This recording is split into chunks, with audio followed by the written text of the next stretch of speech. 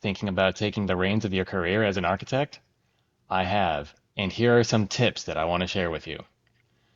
More than anything else, you will change your life and make full use of your skill and credentials by starting an architecture business. The people I'm talking to are primarily licensed architects in the US. That said, people without an architecture license, yet with skill in that industry, mainly drafters or similar titles, could also start a business that is similar in creating and producing building designs that are meant to be built to get a building permit and be built, but they will have more limitation and less liability than architects will. So, pro and con there. And vice versa for architects. More liability and fewer limitations, more freedom in what they can market and sell. Big qualifier here. Want to say this from the start. Only do this if you are willing and able, which means you have the time, energy, and desire to commit to this for at least a few years. I would say that anybody who closes a business you have made, an architecture business, before letting a few years go by in investing in that business is quitting prematurely rather than making a wise, sound decision to close the business. Now, this is a general rule that I am using for myself. You can make your own definition of success, but generally speaking, that's what I would say because it's going to take time to grow your business. Still, if that sounds like you, stick around and I'll give you some tips on what are the first things to address to think about in considering starting an architecture business. So here we go. First one is you need to create a business entity. This is not advice from a qualified accountant or tax professional or someone in that realm. I am just someone who has gone through this, so take my advice generally, but consult someone who has experience in this for your situation. That said, I advise starting with an LLC. As architects, we have liability on the line. We are risking something when we put our stamp on plans. We should accept as much protection as we can get and as is feasible for our situation. One such level of protection is the LLC's corporate veil. That is something that being a sole proprietor does not afford. I'm going to focus on the LLC here because it provides some reduction of risk. You can talk to someone who's more experienced in this, or at least look up YouTube videos on this matter. But I recommend an LLC because of that level of protection it provides. Also, it is very easy to set up. I set one up in Washington State, and as far as I've seen from watching other YouTube videos and talking with other people, setting up an LLC from anywhere in the US really is a pretty simple process. So that's a twofold benefit, easy to set up and provides some level of protection. Next, finances. Create a system to meticulously track your finances. Money is the blood flow of a business, and keeping good track of them is going to help you so much for taxes, for knowing how well your business is doing or how well you want it to do, but it's not doing. Knowing where your money is at in your business is crucial to knowing how far you are on your track toward success or going away from it. There are platforms that make it pretty easy to track your finances. I have been using Notion, which is a very highly customizable platform where you can take notes and keep track of data. These things that are very important for an architecture business. It allows you to track data for your projects and your business as a whole in many different aspects. And I'll get into that a little bit later, but specifically to finances, I would create a system to keep track of them. And I use Notion, generally speaking, to do so. Also, as far as where your money is actually stored, make a separate bank account for your business. So separate checking account, and I would even say different savings accounts for different purposes. I have, I think, two savings accounts along with my business checking account. One savings account is for setting aside money for taxes that I anticipate. I don't know exactly how much I'm going to pay in taxes. It's complicated to calculate, but I can estimate based on federal income tax levels and then B&O taxes and other local taxes. I have another account for services that I have purchased but I have yet to pay for. So, for example, I had a friend revamp my website, and that was a service where she did the work and then I paid her after she had completed her work. Since I knew that that money was already spent, that I had to pay her when the work was done, I put aside how much I would have to pay her into another savings account. So that's the idea behind having different savings accounts for your business. Set up buckets, basically, and make sure that you are able to pay what you owe. Having a system where you're highly organized with your bank accounts is going to be wonderful for you down the road. So set something up like that from the start. Highly recommended. I recommend also hiring an accountant. I have done so, and it's been beneficial. You could use TurboTax or a simple system like that in the early days of your business if you don't have many jobs, maybe 2 or 3 design projects or so in your first year. Then you probably would be okay with that, but still having an accountant to whom you can ask questions about your specific situation is very helpful, I have found. So I recommend hiring an accountant as soon as you can afford one.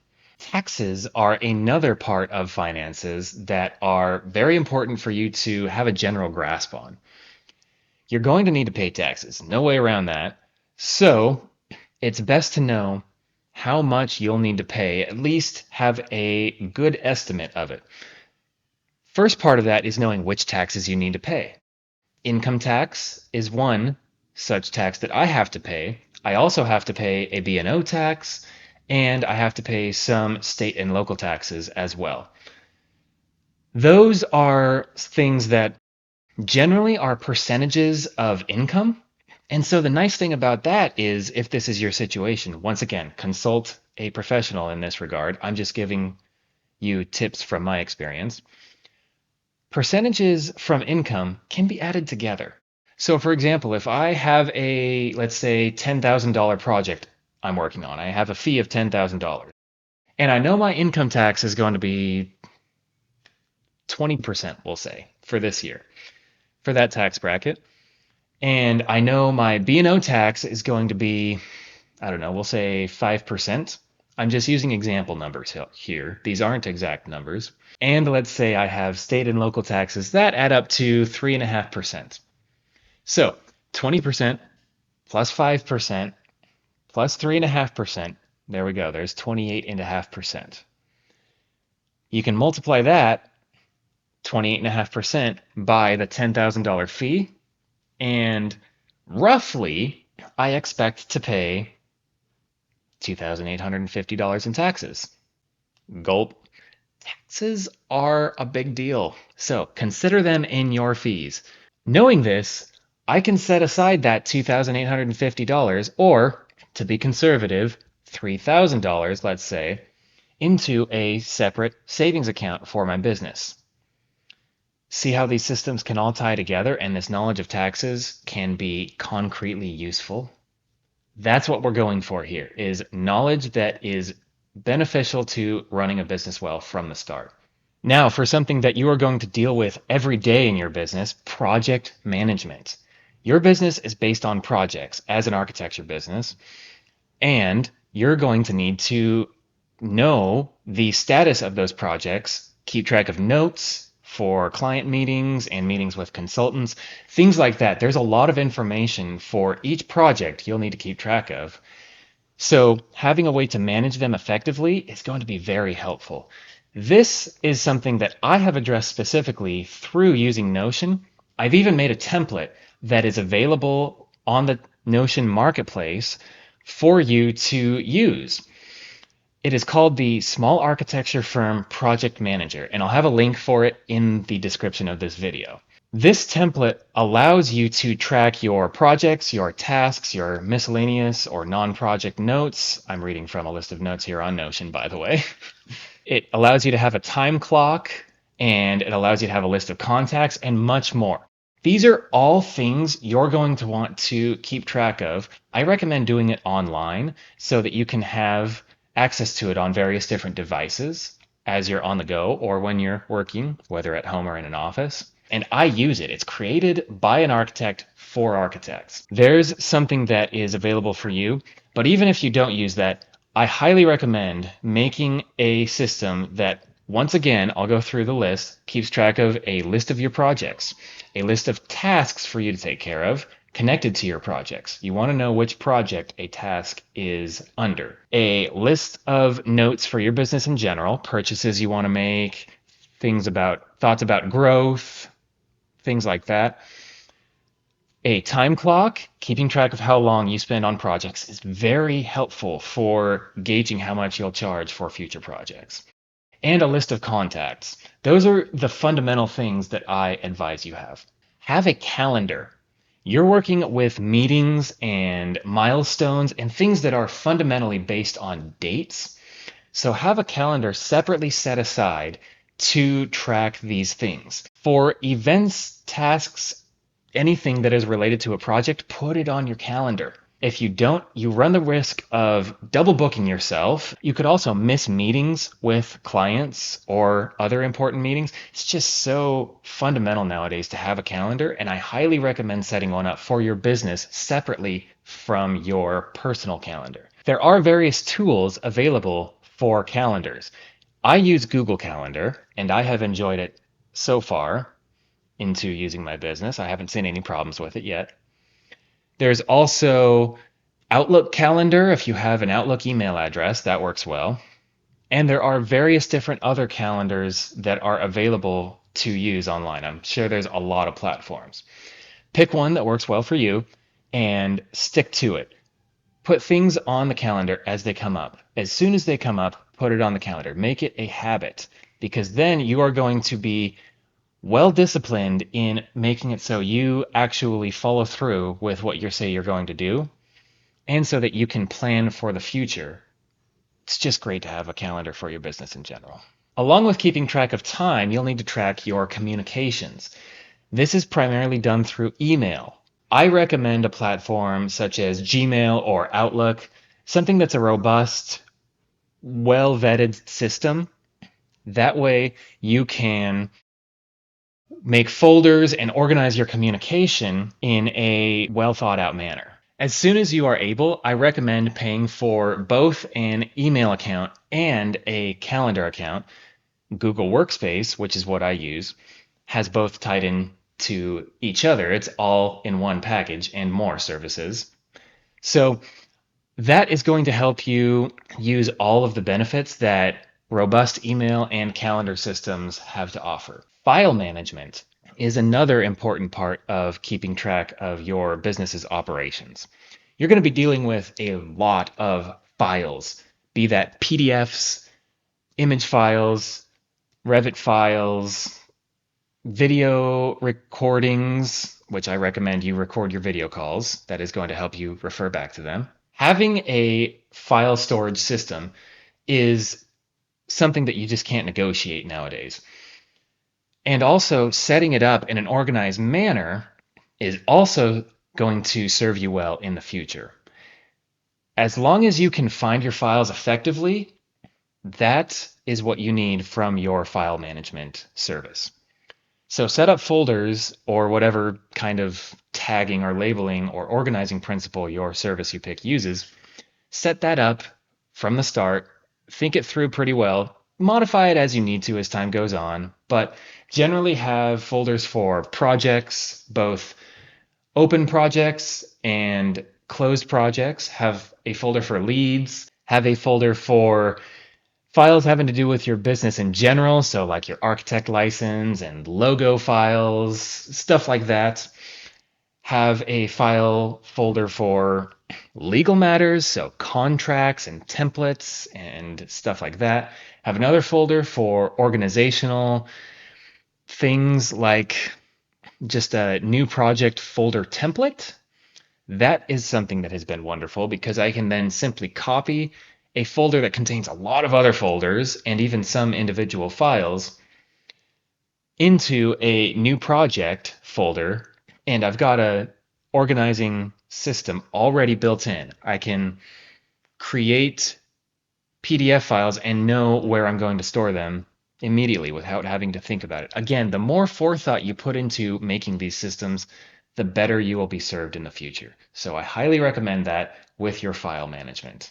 The final part that I recommend thinking about and setting up from the start is a website. This is a place where people can find out about your business without talking with you generally.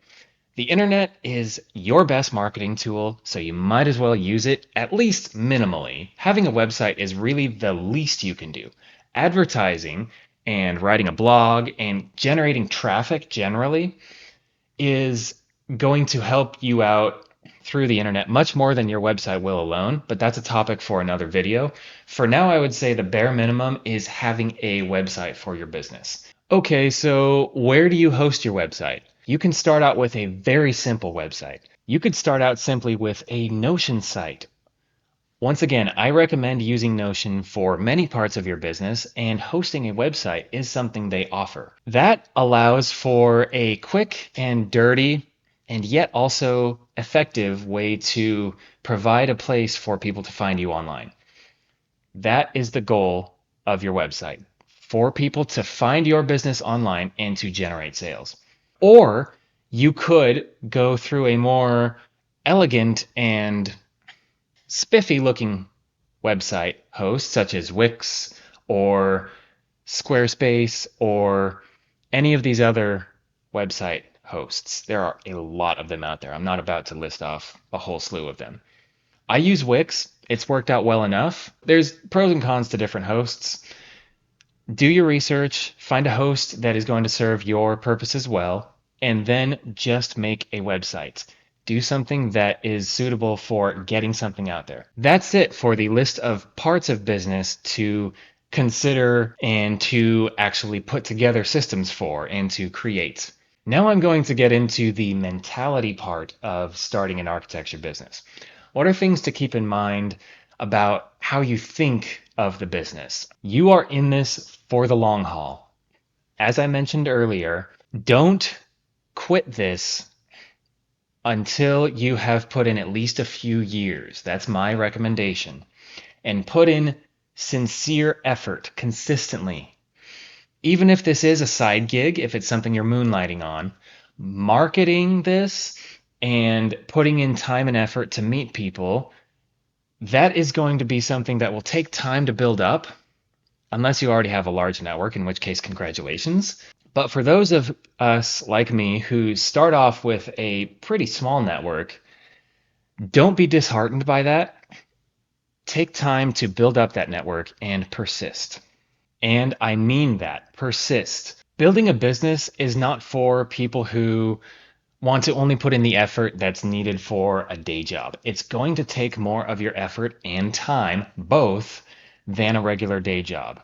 Building a business is something that is intense in the early days. Then you will be able to spend more time on doing the things you want. But you have to ultimately generate the income in order to buy your time back to do those things, to have those liberties in your schedule and in your options of what you're able to pay for. Also, very important, business is about serving other people. Do not start a business yourself with selfish motives at your core. If you do so, you might succeed in the short term, but people will ultimately find you out and avoid doing business with you. Then there's something that I wish I had known earlier, which is you'll need to know how to do business. This is a whole separate skill from producing architectural products, drawings, blah, blah, blah, all those things. Building a business and running a business is a separate skill set. It includes a lot of those things in the laundry list I talked about before and more. A big part of that is marketing. If you don't build your skill in sales, you will not achieve success. You just won't. Even if you have an amazing service and an amazing product, if people don't know about it, you are not going to generate enough income to sustain your business for the long term. So marketing and sales is a skill you will need to grow in yourself to succeed in running your own business. So a warning for the introverts, you will need to meet more people and you'll need to meet strangers and have conversations that will feel uncomfortable. There's no way around it. A warning for the extroverts. You will need to put in many hours and you will need to learn a lot of things on your own.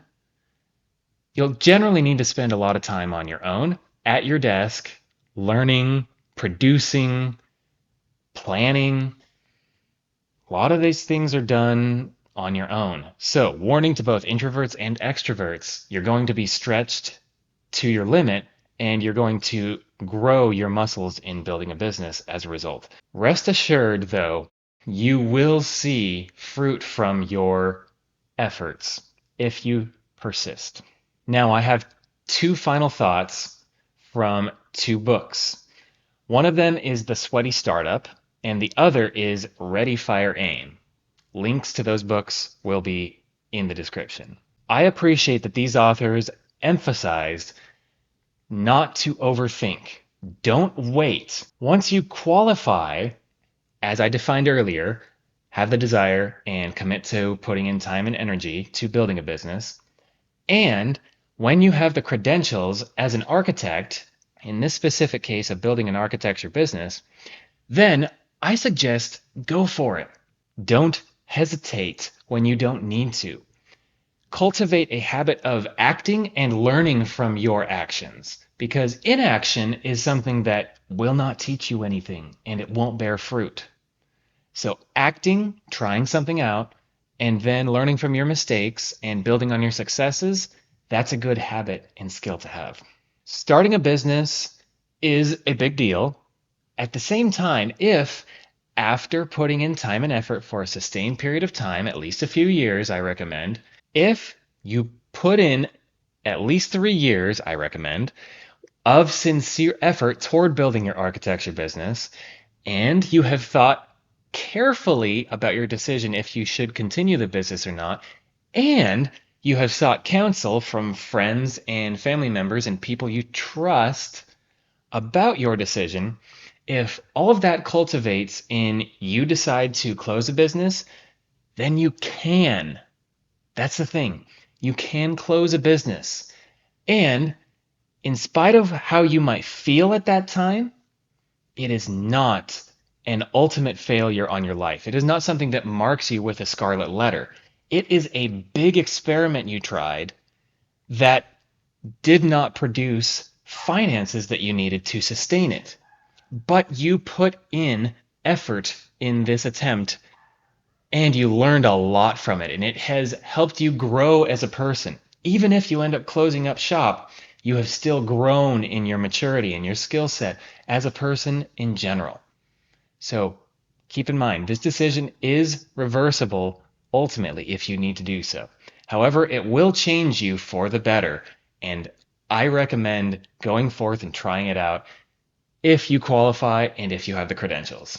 I've discussed a lot in this video, and I haven't even mentioned the specific work to an architecture business. That is a topic for another video. Until then, take care.